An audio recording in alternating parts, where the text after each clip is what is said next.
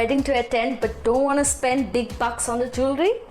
Hi, I'm Sumita Majumdar and today I'm going to talk about Sukkhi Glamorous gold-plated jewelry combo. In this combo, you're going to get 2 neck pieces, 2 set of earrings and 2 mangtikas. They're gold-plated so they can be paired with all kinds of Indian wear like saris, lehengas.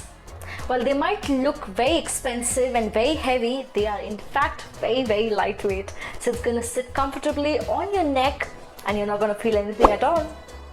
What I also like about this jewelry set is that it is nickel free, so that means it is very skin friendly and anybody can use it. It is anti-allergic, so that means it is not going to cause any allergic reactions with your skin. I think it's a perfect ethnic jewelry when you want to look decked up but you don't want to spend the big bucks. I think it's a great way of looking glamorous without breaking the bank. Just make sure you avoid contact with perfumes, so that's going to make your jewelry shine and the color last really long.